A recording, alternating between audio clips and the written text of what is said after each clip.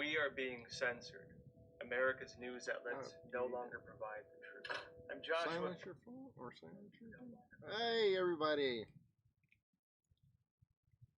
You got to listen to the commercials on Hannah's phone. I was really enjoying that commercial because who knew that you couldn't trust today's news outlets? Never ever crossed my mind that the media might not be telling us the truth. I don't know. Maybe not. So, tonight, yes.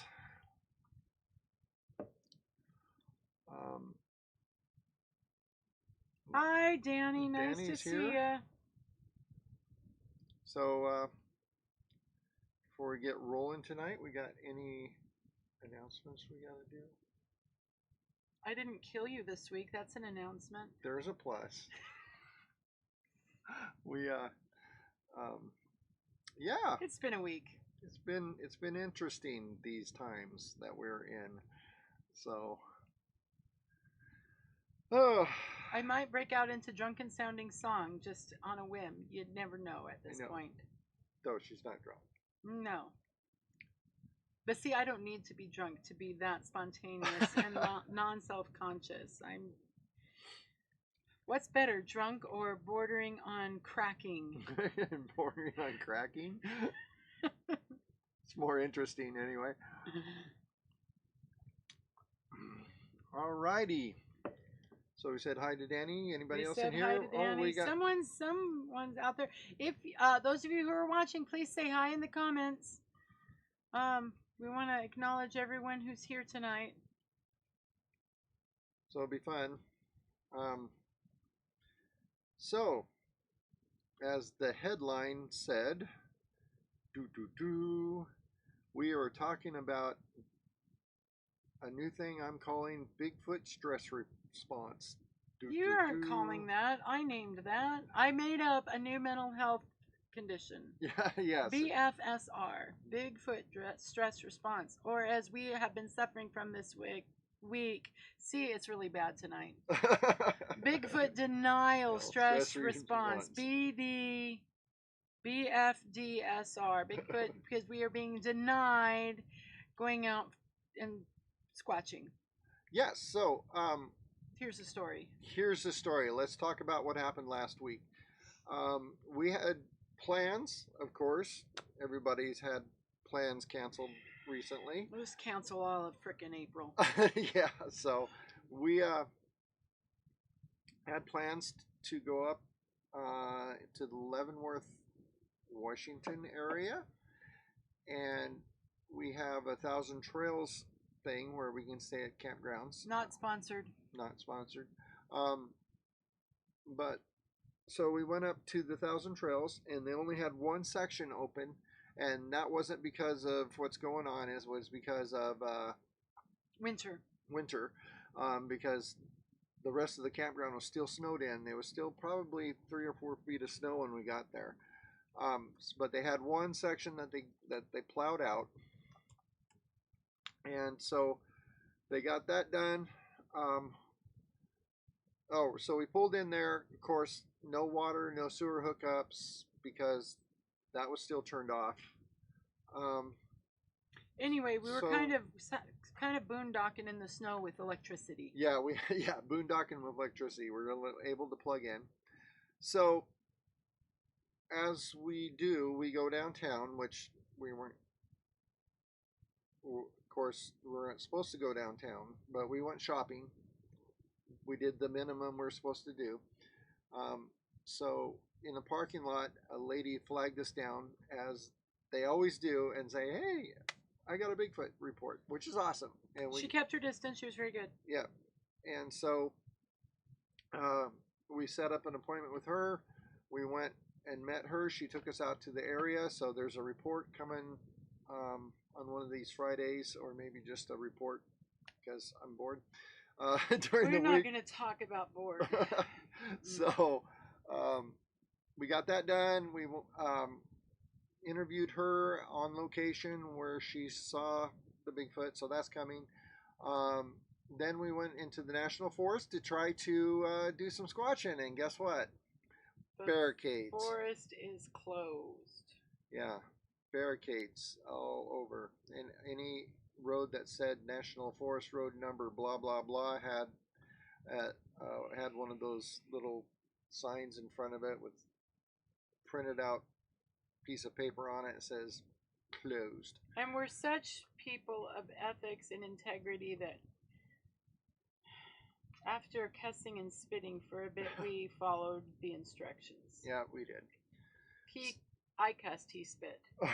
So, kind of how it works. So we ended up sitting in a camper for a week going.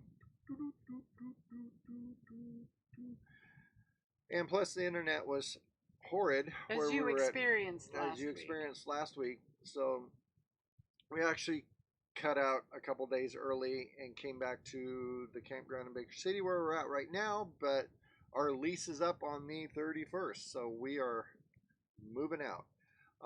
We got a plan going down to southwestern Oregon for a little while.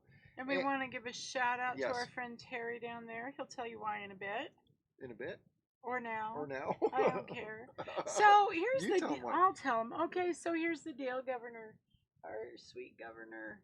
It's not our governor. I will say that. You know, we've got the whole in the Oregon, like so many other states, we've got kind of the shelter in place thing going on, and you know, full-time RVers have a slightly different situation than other people because our place is wherever we put it, and we are, you know, I think we talked about last week, RVers, we're really good at social distancing. That's our lifestyle of choice. Anyway, the 1,000 trails that we were at in Leavenworth, you know, they followed their corporate guidelines fine. They said, yes, you can camp here, you can be here, that's fine. We've got to close all the communal things, but you're free to stay plugged in and parked and just follow the social distancing protocols. Okay, not a problem. Right, so the lodge was closed, the laundromat was closed, the bathrooms were closed, the showers were closed, everything was closed. And that's fine because, you know, we found laundry and we did all that. So that wasn't a problem. But so, however, there are certain counties in this state, high tourist counties. There are certain people in this state who just have no common sense, and apparently last weekend they flooded the coastal beaches. It's like, oh, it's the weekend, we're all gonna go to the beach together, and then the governor just came whomping down. Mm-hmm. It's like, this is not social distancing. You cannot go anywhere that's not a necessity. And then 3 of the coastal counties in Oregon, it's kind of like they closed their county borders. They did. And they kicked out anyone that was not a legal resident of that county. And so we started getting phone calls from the 1,000 trails that we had reservations at. You can't come because they're not letting anyone into the county, and we will be in trouble if we let anyone that doesn't live here in. And so we're going, well, crap, you know? Yeah, so that kind of puts us full-time RVers because we don't have... we don't have a property. We don't have an address, basically. Our address is wherever we're camping at the moment. And so BLM land, National Forest land, and 1,000 Trails is pretty much what we do. Yeah. And so we can't go into National Forest land anymore. The 1,000 Trails, most of them are closed now because the county's closing them. There are a few that are open, and we found one that's open. Of course, all their communal areas are closed, but we can come in and check in and plug in, and that's fine. So we're fine. But anyway, we were really frustrated, and so Scott here put out his If you saw the video I put out Friday, we'll link it above. I forgot what I called it. If I said it, YouTube will automatically link it, but I forgot the name. Anyway, so Footprint Friday.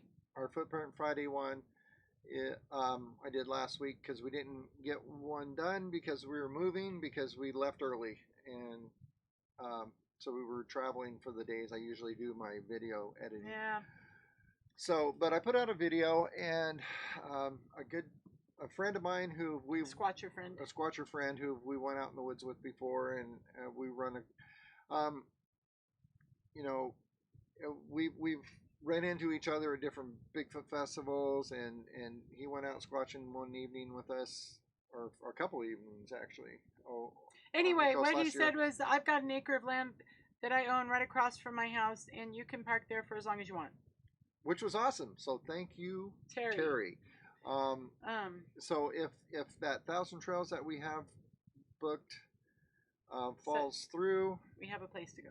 The one that we're available to go to, if that falls through, we have a backup. We'd much rather go to the 1,000 trails because we have hookups and Wi-Fi and power and all that stuff. But if we have to boondock it, we have to boondock it. We have solar panels, and we can go for about 2 weeks. Yeah. So we've got some comments. Danny, we will. Craig, I'm so glad you're feeling better. Yes. Speaking of how are all of you guys feeling? Why don't you put that in the comments, in the chat, whatever that's called. Yeah, please do. Yeah, let us know how you're feeling. I really didn't want to talk about all this, but it's like, well, what else do we talk about? There's nothing else to talk about. We are all going batshit crazy. Okay, so how is that? So let's let's go to our Corona thing. Well, our what? I made a thing. You made a thing. Oh, look at that. So Danny, we will get to your questions. We have them all printed out, and I'll even do the Rush Limbaugh paper thing for you. Yep. But so we will get that. So Craig said, I saw the news about the beaches. I can't believe those idiots thought they were safe being that crowded. And you know what? I have a theory. So, up until the end of the 19th century, we were a rural agrarian society. And then the Industrial Revolution hit, right? And everybody made a mad dash for the cities because that's where the jobs and the income were. Well, honestly, I think that is what we're paying for now. And those of us who still live in rural agrarian society, we are looking at where this disease is hitting the hardest and having the worst outcomes. And where is it? It's in the densely populated metro areas. And so Justin said, guess they want us to be among the sick in the cities, right? They want us to be socially distant, but they won't let us go anywhere to do it. Right. So, yeah. What's the word? The discrepancy. Yes. It's like we can't exercise common sense because right now common sense is against the law. Yeah. I don't get it. I don't get it anyway, either. They're gonna take me away here in a minute. But there is some RV groups out there. They're lobbying. They're lobbying right now, and I signed a petition online the other day for it. But a lot of people don't realize that the full-time RV community that we're a part of is huge. I mean, there's probably over 1 million of us in the United States that live full-time in an RV. We don't own a house. We don't own property. We just travel, and that's what we do. And we love our lifestyle. We love our nomadic lifestyle. And even though it's not. Well, it's far more frequent now than it was. Yeah. So anyway, I have to say I am going absolutely mad. I was fine all last week. I was fine most of the last few days until Friday. Yeah. And then it's like, oh no, I've lost my mind.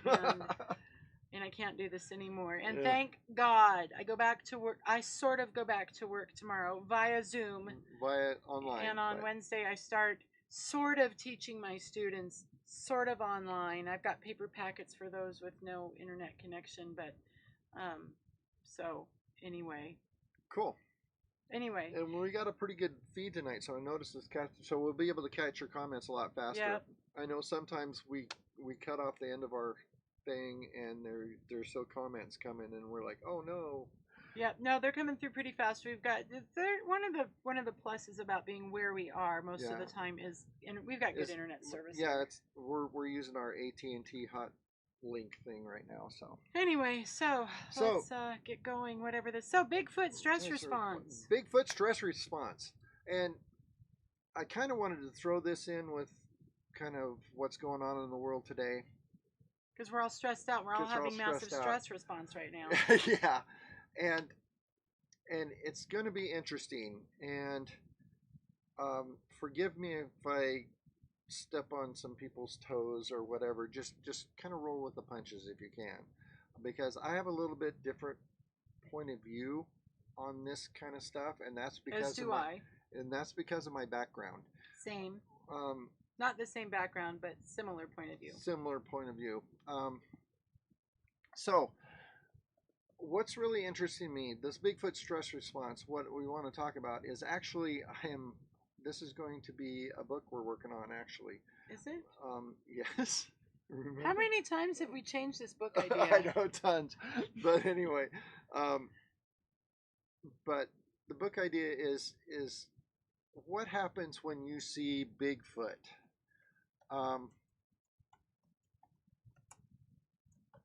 So let's see, what did I do with that?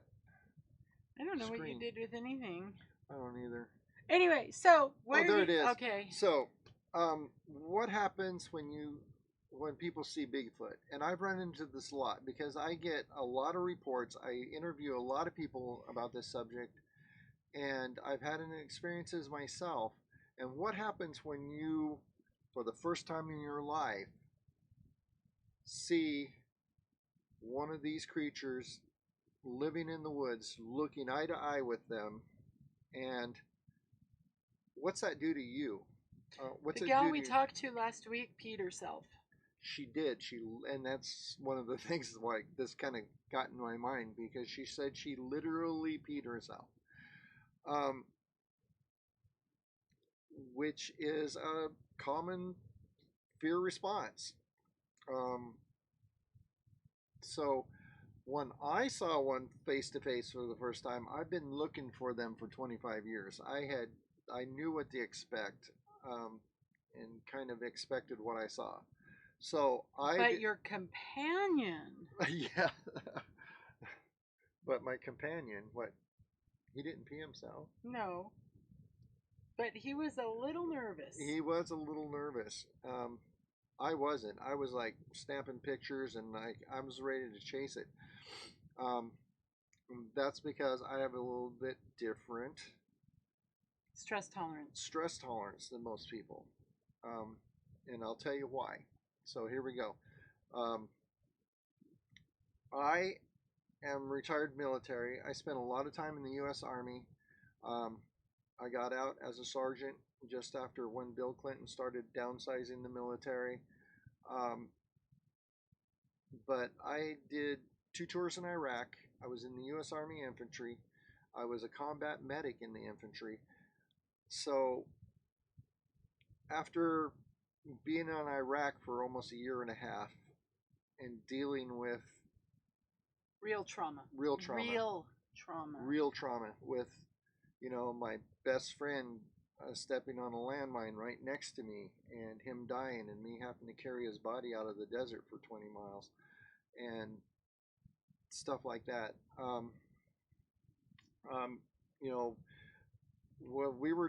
was there during Desert Storm, and that was when Saddam Hussein took the entire population of Kuwait, the country of Kuwait, which is kind of a city, and put them in a concentration camp. And then when we liberated Kuwait, he just let them go. Well, they had to walk across the desert or steal cars or whatever they needed to do. So I saw a lot of people in a lot of stress, and we helped out a lot of people that were in a lot of stress, and we saved a lot of people. Legitimate stress, legitimate trauma, and now seeing people on the internet fighting over toilet paper, it just makes me sick. I said, this isn't stress. This is dumb. Yeah, and my experience in child welfare social work, the trauma and the stress that I have dealt with, in families who are, have lost their children because of serious issues. People whining and complaining about how messed up they are because they have to stay in their house for a few weeks. It just, I make a lot of fun at, oh my gosh, I'm losing my mind. I'm really not. There's an element of fun with that. But, the trauma that I have seen and worked with people through is so much greater than this. And so Scott and I are looking at this going, holy cow, people are idiots. Yeah. And honestly, the government and the media is not helping. No, they're not. And I understand. Now, that was the call correct? We both think that how this is being dealt with is correct. Absolutely. Oh, absolutely. I mean, they're doing the correct protocol is fine for this, but I wish people would follow it or at least study a little bit. So, back to me being in Iraq, Saddam Hussein was famous for chemical warfare, and we found ourselves in chemical situations more than once. And my team actually were blowing up some of the bunkers of his ammunition. And later on, we found out that they had put trace amounts of sarin gas in their ammunition. So when we blew it up, we got infected with sarin gas. But when we did that, we were doing it in full chemical gear. Mm-hmm. So when I saw that picture on the internet with the lady covering herself in plastic bags, duct tape, trash bags, to protect herself, I'm like, oh my gosh. One, plastic has got static electricity, which cells cling to, virus cells cling to. So you're basically making yourself an attractant. And secondly, when you go to cut all that stuff off, you're going to infect yourself. Just like now this is something I saw in the grocery store when we were up in Leavenworth, was a lady with rubber gloves on because she was afraid to touch things. But she had her phone in her hand and she was swiping it and she was touching stuff and then she was swiping it and then she finally dialed the number and put the phone to her face. Yeah. And common sense has went out the window. Yeah, I don't know why. And cashiers, they're wearing latex gloves and they're touching all the stuff that everyone else has touched. And they're taking those germs and putting them on our stuff, and everyone's touching the same keypad for their debit card. Yeah. And it's like, oh, so I mean, this is so. I can't. I don't know. I'm just like, oh, yes, I'm touching my face, and I'm perfectly clean. I have not touched anything outside this trailer since whenever. Yeah. Anyway, it's just like people, come on. Let those of us with common sense actually practice it, please. Stay out of our way. Yeah. And let us go into the woods and be okay. Yeah, we will go live with Bigfoot because he's got this. Has anyone seen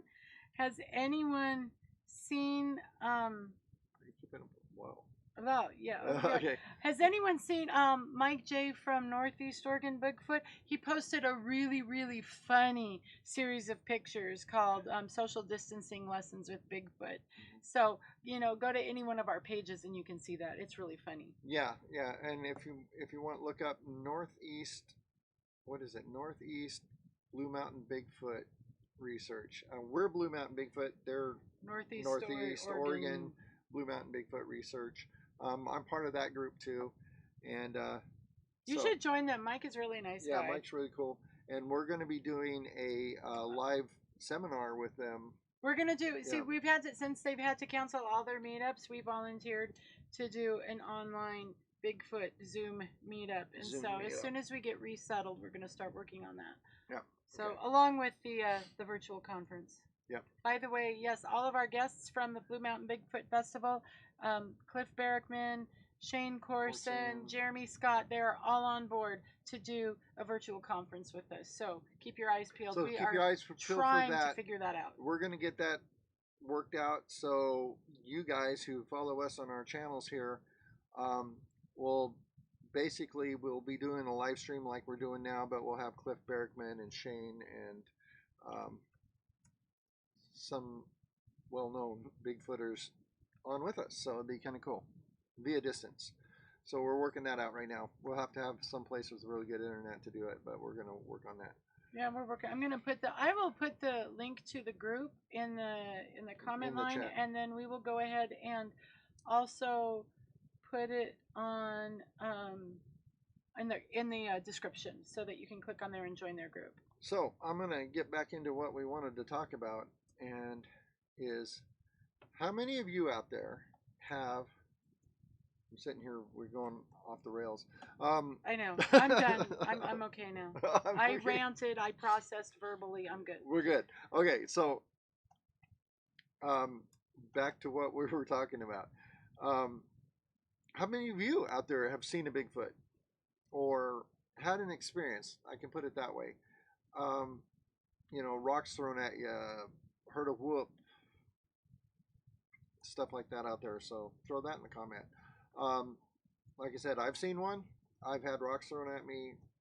We have experienced noises and tree knocks and all the stuff. So to me, it's exciting.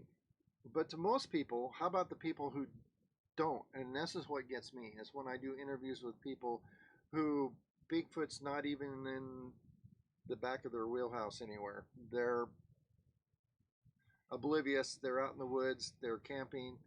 And then something happens. And those are the people who, when I interview them, are mostly the most genuine, of course. And they have their hair standing up and goosebumps on their arms when they're talking. You mean the lady who's bragging about how long she's been having sex with Bigfoot? That wasn't her. Yeah. Oh, okay. Okay. But there's those are people who has had their whole paradigm. Oh, I used a big word. Shifted. You used to. I'm so proud of you. I know. Hashtag vocab. Yeah. They had their whole paradigm shifted because now there's something that doesn't exist. That exists. And a paradigm shift, and if you aren't familiar with the term paradigm shift, it's something that we use in psychology and sociology. A paradigm shift is where your understanding of reality is challenged and changes. And that in itself is a form of trauma. Because it's what you understood to be true is no longer necessarily true.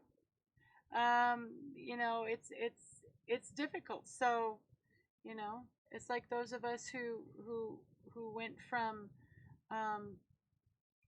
being uptightly religious to not. Mm-hmm. It's a huge shift, and it sometimes takes a while to work through that. So it does, and that's one of the things that I enjoy about the position that we're in right now, is the fact that we get emails from people and we get to interview people and we get to sit down and talk with people, and it gives us a chance to be that kind of sounding board for them to get that off their chest. We had a fellow come up to us. We were at the Oregon Bigfoot Festival in Troutdale last year, and it was towards the end of the festival. And there's this guy, he'd been lurking around our booth. I don't know if you noticed him because you were off hobnobbing with Bobo and all them. But I was at the booth all day, and he'd been lurking around all day. And about the last 15 minutes of the festival, when everyone was starting to clear out, he came up and started talking to you. He was a hunter from southwestern Washington, and he was crying. He was. I remember his story. Yep. And I mean, it was like, what, 20 years ago, and he started crying as he shared his story. Yeah, and it was so awesome to be able to be that person that he actually got that off his chest to us, and we were able to sit down with him in our booth and say, okay, I understand what you just went through. Mm-hmm. And you know, it's okay. It's okay to feel this way. It's okay to express this to us, because we're not going to make fun of you. We're not going to slam you or say, yeah, right, your story. You know, I'll never do that. We're going to honor that. We're going to honor what you're saying, and we're going to accept your story, and we're going to say, okay, you know, get it off your chest. Let me hear it. I'm safe. That's the word I was looking for. I'm safe to talk to about this. So Craig says, I love your way with words. He says, my wife, on the other hand, has had her paradigm shifted. I would love to hear about that. Yeah, I would. So. And then Justin said, my sighting, I actually saw the creature throwing large rocks at my friend, his mom, and I. We were young and uninformed, so we got out the rifles. So that's a pretty dramatic sighting, I would say. It was, yeah. Wow. And that's a response too.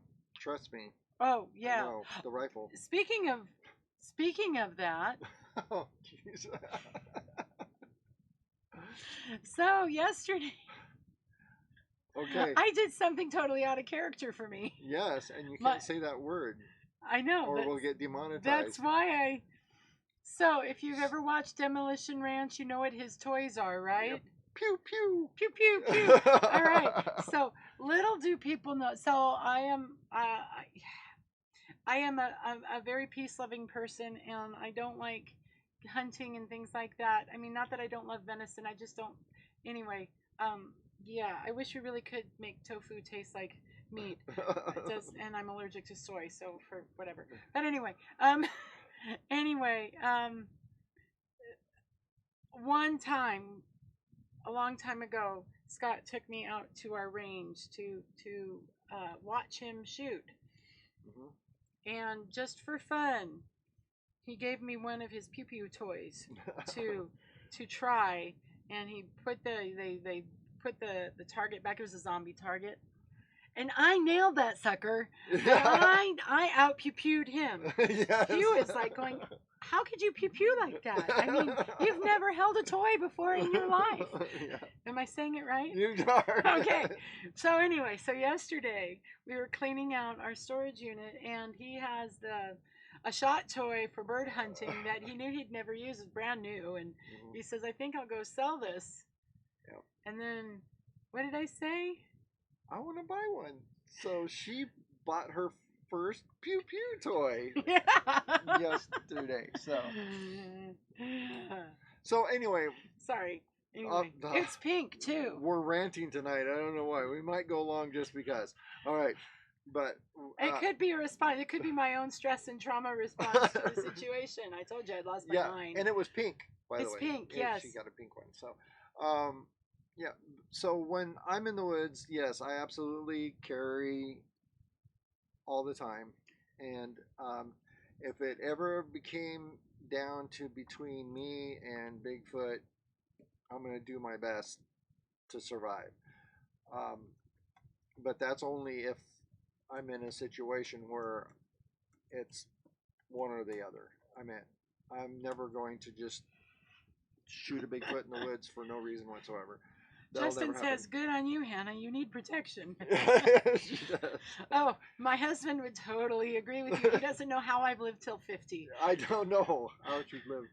Yeah, especially when she used to, what she used to do when she was working for child welfare.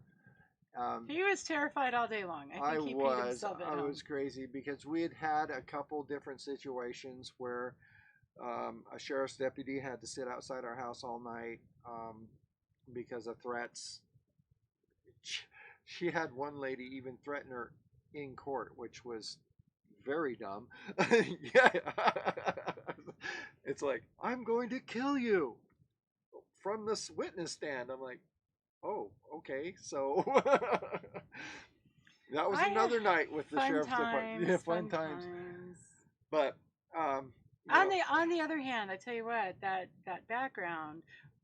So the guy at the pew pew store, the pew pew toy store, he called us in because we put our down payment on it, and going to return on Tuesday to finish the transaction, and because they have to do the background check and all that stuff. But he called me last night. He says, "Can you guys come in tomorrow?" Which is today. Right now, I just did a background check for another customer, and he's like number 600 and something in line, and I want to get yours started since you want to pick up on Tuesday. Yeah. And by the way, in this stressful time. This is a popular toy to be buying. It is crazy. I mean, a lot of the most popular guns you can't even. You said it. I did. Oh, anyway. A lot of the most popular pew pew toys. You can't get them anymore right now, and I remember back in the Obama era when you couldn't buy 22 shells. Yeah, but so we went into it this morning so we could get started on my background check, and it went through in 5 minutes. And he says, "Wow, I wasn't expecting that." And as it turns out, when we lived in California and I was a child welfare worker, I was actually deputized, and so we're thinking that that's why it went through so fast, because I'm kind of on the book somewhere as a law enforcement official. Yeah, as a law enforcement official. So I didn't get a pew pew toy as a child welfare worker. I begged for a taser. Yeah. No. Not in California. Okay, but anyway. Or here. But. Well, we are like California the second. Yeah. Anyway. But I have my concealed carry permit, so I'm carrying all the time. So, and that's from my military background. Mine goes through really fast too. So. Anywho. But so we're boring y'all to death. I know. They tried to shove that down my throat again. I'm trying to. Oh yeah. Hey, suggested Bigfoot tree structures and nests. It's a good one. What? Oh, yeah. That popped up. So, anyway, moving on. Moving right along. So, as you can tell, we're woefully unprepared tonight. Yes, we are. So why don't we go to questions? If you're are we done talking about the stress response or? And I don't know. Any questions about the stress response? Any questions? So we're gonna go along and we're gonna go into the question time. Rush Limbaugh used to do that, though I don't listen to him anymore. Okay. So these are from Danny. Bodfish Blues. He emailed me his questions. So thank you. We're going to do this. Let's see. All right, here I'll read. If I see Bigfoot and he's not on the move, I'm thinking about sitting down. Good or bad? So if he sees Bigfoot and Bigfoot's not going anywhere, should he just plant it and sit and wait? I would. That's what I would do. I was just thinking, I was putting myself in that situation in my head. And listening to a whole bunch of witnesses and stories that I've got in the past. A lot of people think Bigfoot just disappears in the woods, but I've had several stories where Bigfoot just walks into the woods a little ways and then stops. And then let you walk by them. And it's a trained response, I think they have, where they can just sit real still and let you walk by them. One gentleman saw the Bigfoot stop, and so he stopped and he sat there and watched it and watched it and watched it and watched it and watched it. It just stood still forever. So he had a long encounter. Following up with that, he says that he was thinking that taking a lower stance would be less threatening. Oh, I get you. So so you're kind of in a submissive position. Yeah, and not.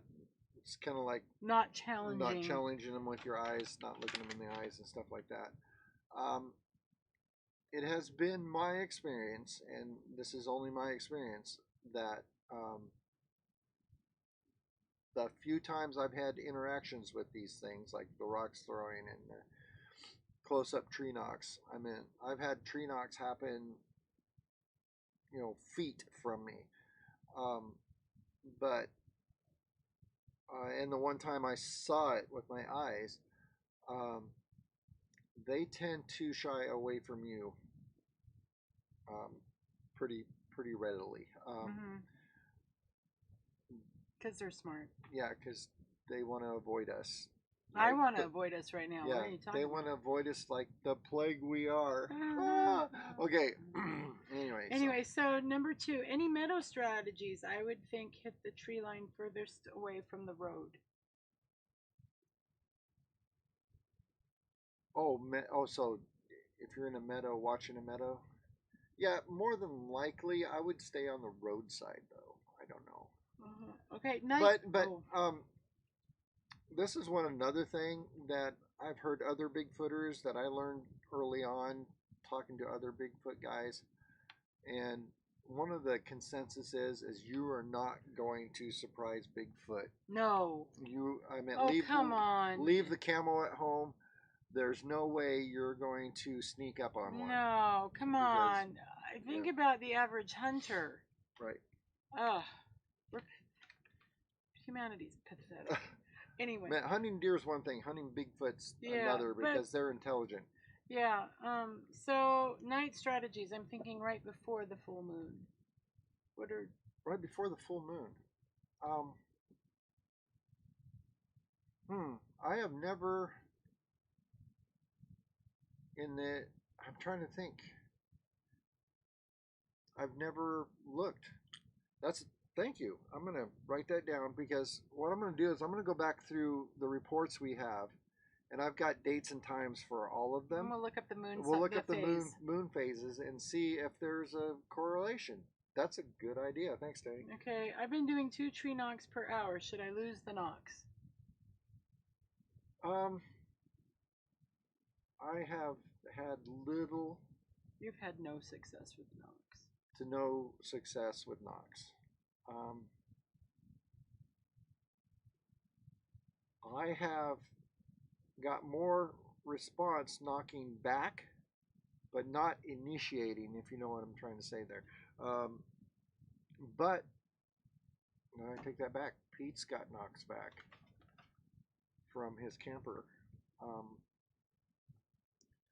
My squatching partner Pete, one time he has a pickup camper, a slide in the back of his pickup, and he got out of his camper early one morning and was having his coffee outside, walked out of his camper, slammed the door.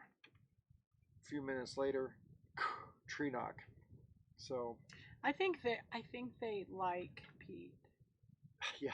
He has a lot. It's weird. It's like weird. He's a little Bigfoot magnet. Maybe it's just, I don't know, maybe he stinks. I don't know. I don't know. Why doesn't Pete ever watch? Pete needs to get online with us. I know. All right, we need to get Pete in here. Yeah. Actually, Pete and I are really funny together. Yeah. Anyway, so what do you think about using glow sticks? That's a good idea, actually. I actually have, in fact, I just rearranged them today on my pickup. I have disco lights. Oh, Jesus. No, seriously, it works. Oh, no. It attracts it's just your whole thing about redoing the pickup every 3 weeks. Okay. It's a changing thing. Okay. I know. Okay, tried bubbles in the daytime here and in BC. Bubbles? Your battery's running low. Oh, crud. I never plugged my computer in. So I will sit here and bubbles. sing tiny bubbles in mine. Okay. What's the word? I don't know. I don't know how to entertain you people. I saw a great... Just do this. Yours is charged. Mine's charged, yes. Okay.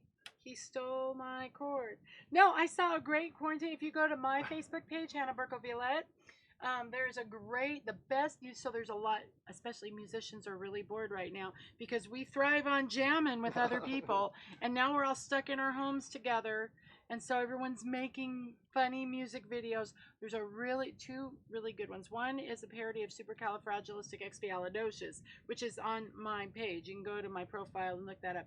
And then I just posted one tonight by a jazz couple. It's called Quarantine. It's really good. And the guy in there does some great scat. So anyway, moving on. Okay, moving on. Bubbles. Why am I offline? What did you do? Oh, now I'm online. What? Okay, anyway. Oops. So that won't affect what we're doing. What? Bubbles. I don't know if there's enough flashiness with bubbles during the day. I don't think there's not. You can't see that far through the woods. So unless there was a Squatch, 30 feet from you hiding behind a tree peeking around it, he's not going to see him. So that's my guess there. Okay, sorry, I had to refresh my screen and all that. Okay, you're back. Craziness. Okay. All right, next question. Next question is Greg says, I used to break my firewood by hitting big branches on a tree trunk, and someone else nearby would do the same after. Absolutely. Well, I'm wondering, think about this. So I saw another funny meme. I'm the meme queen. I saw another funny meme about, it was a bunch of Bigfoots around a TV watching Finding Bigfoot, and they're going, are you kidding me? Yeah. And so I'm thinking, they've got to know the difference between an organic tree knock, where you're just doing something and you're tree knocking, knocking a tree, like breaking your firewood, or purposefully trying to get their attention. I don't know, maybe. I don't know. Anyway, it's a thought. Speaking of tree knocks, I got one for you guys. I have had,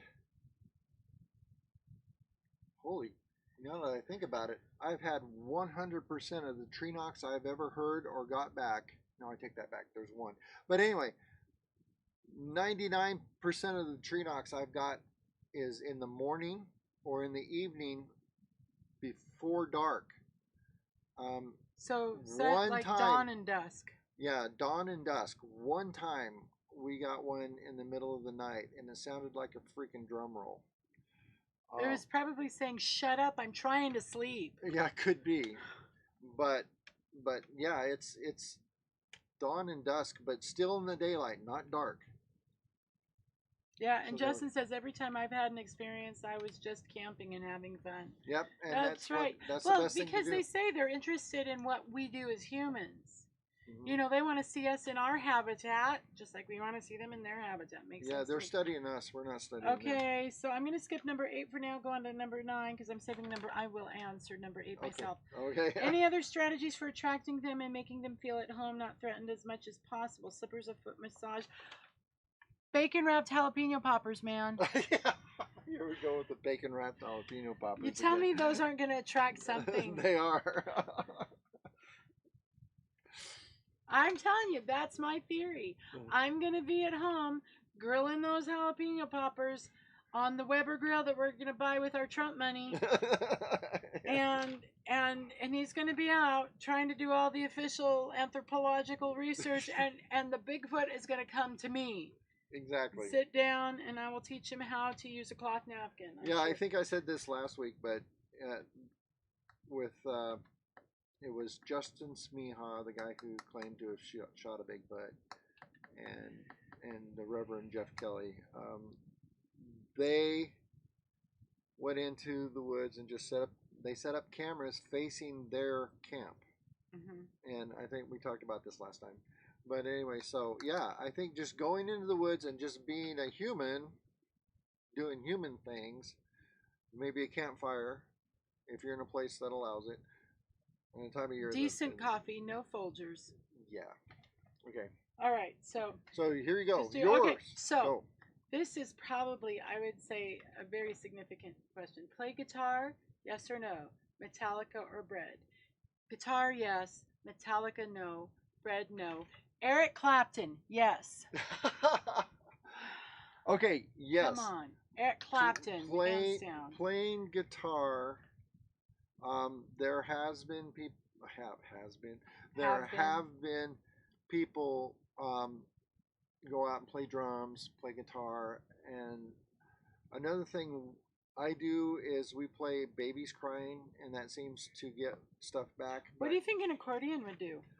Accordion might be good too. I have an accordion. But music is very attractive to animals in general. Mm-hmm. But definitely Clapton. It's soothing. Tell me it's not soothing. You're gonna get rocks thrown at you if you play Metallica. Maybe some Zeppelin. Some Zeppelin. A little bit of Stairway to Heaven. No, I don't know. Because we have very different taste in music. No, he likes the Ragnarok thing. No, okay, here's a confession. I listen to Five Finger Death Punch. I listen to Metallica. I listen to... I like Metallica. I like a little bit of Disturbed. AC/DC. I listen to... Perfect Circle. Perfect Circle. And I'm a heavy metal guy. I like heavy metal music, so... So I can do a little Zeppelin. I'm all right with Zeppelin. Yeah. No, Eric Clapton. I'm telling you, Eric Clapton. Doing an Eric Clapton sing-along. If you can get that guitar talking, that's even better. Yeah, there you go. But, yeah, hey. Anyway. Well, Danny, I have all that much more respect for you now because I'm really not a metal person. okay. Not much. Now, I'm thinking maybe. Oh, what is it with 50 in the brain? Oh, he was a Beatle. George Harrison? No. Okay, quick. Name the Beatles. Quick, somebody name the Beatles. Okay. John Lennon. John Lennon. Was there a Paul? I think so. Paul. Yeah. Oh my gosh! If you hadn't asked me, I would have told you. Then I'm with throat singing. You know, my choir kids can do that. I can't, but they can do that Aboriginal weird stuff. Thank you, Paul McCartney. Paul McCartney. Maybe some Paul McCartney and Wings, yeah. Yeah. Peter, Paul, and Mary, folk music from the 60s. A little bit of, maybe some Carpenters. Yeah, I'm down with that. That'll work. Oh, look at her. Okay. It's because I've been in the public school system long enough. I know how to cough. Yeah. Dry throat. Okay. Yeah, what's really funny is, I shouldn't rant. Okay, so we heard a rumor today that came from someone in the medical community. Yeah, here in the town that we're in. Scott's been telling me I'll just say this. Scott's been telling me for a while. He says, I think I had the coronavirus. I think I had it. And like back in December and January. And he doesn't get sick very often, but he was down. He had a fever, had a dry cough, stayed in bed for about 2 weeks, and, you know, did the whole man flu thing. I rolled my eyes and went to work. Honey, I'm dying. Okay. Yeah, and so we heard today that this virus ran through our community in January. And I got to think, they said it went through the prison. And it went through the school system. Because I got to thinking, January and like the first part of February, I could hardly do class because kids were dropping like flies. They were sicker than I've ever seen them. I know. We didn't lose anybody. We didn't lose anyone. But then I found out that there was a doctor here in our community who had went to China and had came back in January and was seeing patients, and before this whole thing went. Yeah. So, and when you think about the fact that you can spread it you can be completely asymptomatic and still spread it. And it's like, wow, that would explain why so many kids and kids were getting sick that didn't normally get sick. And they would be like out for a week and a half and then back for 2 days and then out again. And that seems to be the pattern. You get better and then you get worse and you get better and you get, you know, but you know, that was all before this melodrama. And, you know, so, and we are one of the few counties in Oregon that has 0 cases. Yep. So cool. Yeah, and Justin says he went, he thinks they've gone through the same thing. Yep. Yeah. So anyway, that was seriously I need some water cough. Yeah. I don't get sick. I get allergies, but I don't get sick. Yeah. So anyway, so we've got 7 minutes. So how are you guys doing out there? Yeah, I mean, do you got toilet paper? Let me know. We are good on toilet paper. We've got 17 and a half rolls right now. That'll get us through at least 3 months. Yeah. So we're good to go. But okay, secret for you guys. Here's the deal. We live in an RV, so we have to use RV toilet paper. We don't have to, but we do. It's better for our tanks. It's better for our tanks, and it dissolves faster. So whenever we're in an area, we often will stop by or go to the RV section in stores, like in Walmart, to get our toilet paper, and there's always toilet paper there. Except for this last time there wasn't, but somebody caught on. No. But when we stopped by RV repair shops and stuff to get parts and stuff, like we needed some propane parts. Yeah. We stopped by and they had tons of toilet at paper the RV store. So yeah. if you if run you out, really get in a if you're really in a bad situation, check out the RV store. yeah, go to the RV store. Yeah. So yeah, I know. So here's a funny story for you. So the other day we went to one of our local stores, Bimart.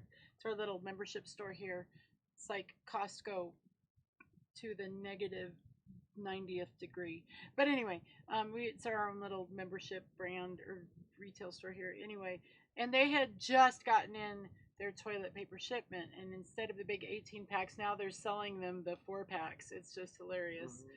And you're limited to 2, so we picked up just, well, let's add another pack to our stash, and then we'll take one to his mother-in-law, or to his mother. And I told him, I said, Scott, your mom has plenty of toilet paper. No, I don't think she does, because she can't find anything in the store. I said, no, really, Scott, honey, I know your mother. And yeah. in the storage behind her bathtub, she probably has at least 50 rolls. No, we're going to take her some. Oh, so finally we took her some toilet paper, and we walked to the house, or walked up to her house, and she opened the door, and he says, we brought you some toilet paper. And she says, I've got plenty of toilet paper. He went back, and she's got like 96 rolls of toilet paper in her house. Yeah.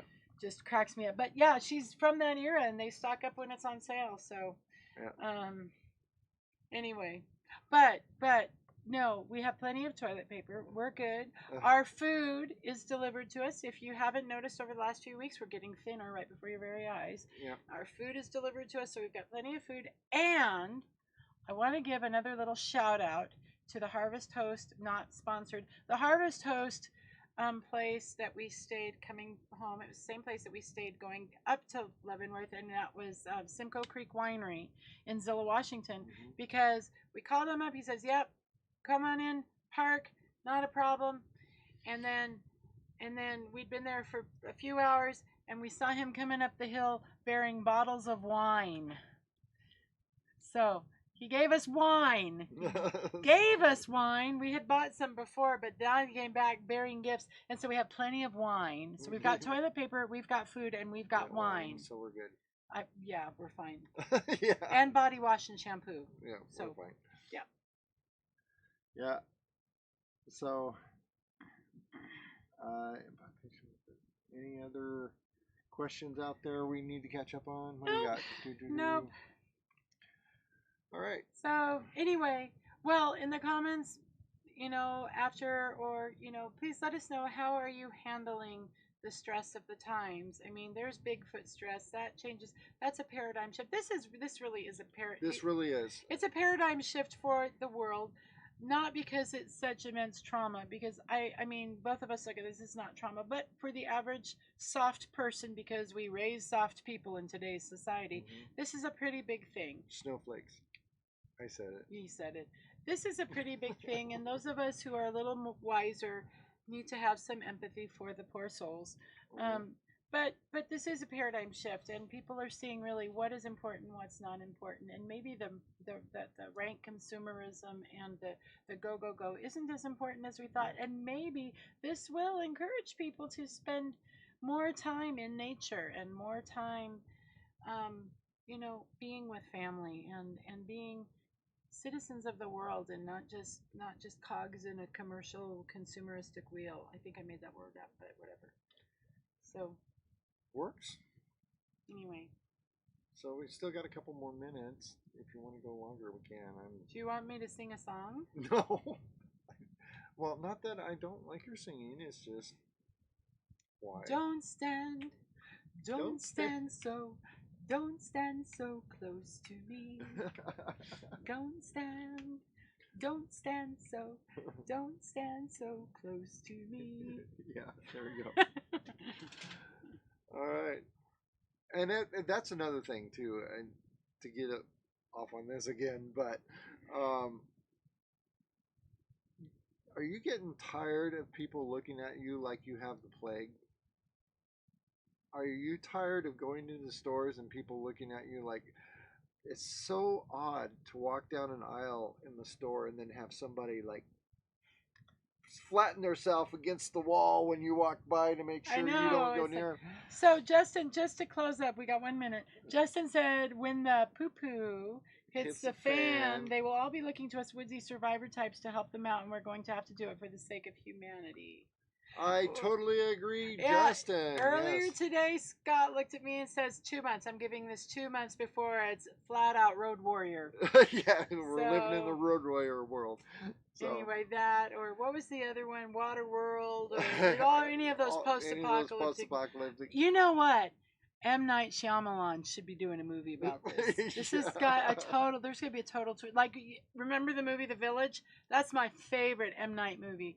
And there's going to be there's a weird twist at the end. That one and the one where the trees are killing you. I forgot what that was called, but. Yeah. The Event or something, I think. Something like that, but yeah. And you know what was really funny? It's 9 o'clock and we're going to go in just a minute, but you know what's really funny? Guess what Showtime is streaming right now? 12 Monkeys. Yes. So, with that, thank you so much for watching. Please like and subscribe and click the bell. It's time to go. Is it? It's time to go. And guess what? I actually have to do work tomorrow. Yeah, she has to go back to work tomorrow online. But I have times and deadlines and crap like that. Yeah. So and look towards the Blue Mountain, Northeast Blue Mountain. Bigfoot. We'll get you all this stuff. We're gonna put that in the description below so you can join their Facebook group. Yeah, and then we're going to try to do some maybe a Zoom thing on our own. Yeah, Zoom is super easy to use. You don't have to have an account or anything. You just click and type in a number and boom, you're in. Yeah, so that way we can actually face to face. Yeah, we're working on that technology so that we don't have to chat in the chat. Don't be worried about that cough. I haven't had water since about 4:30 this afternoon. She's fine. Yeah. And it is really dry up here in northeastern Oregon right now. So I get dehydrated really, really quick this time of year. No. You guys should check out the channel called Primitive Technology with this guy who just goes out and with a pair of shorts builds everything out of his pretty.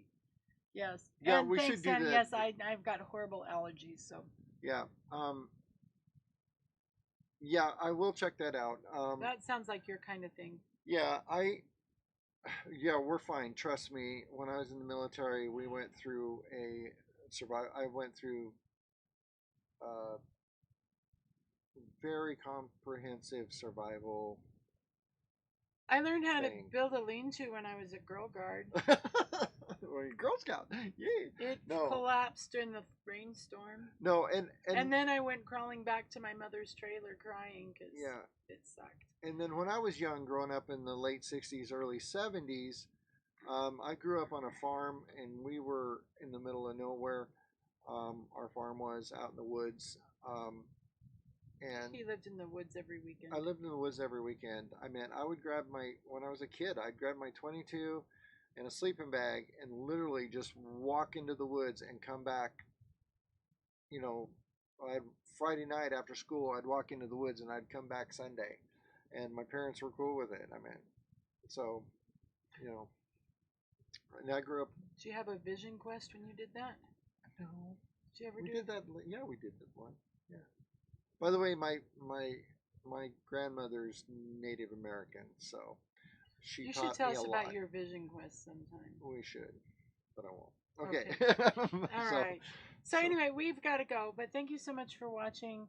Please like, subscribe, thank you, Justin, for spreading the word. He's got to push the button. Push the button. Oh, there we go. There's the button. So this is where we say like and subscribe. And click the bell for notifications. Please leave lots of comments because that triggers the algorithm. And give us a thumbs up. The thumbs up. And if you don't like the video, smash that thumbs down button twice. So there we go. Bye. Bye. Keep it squatchy.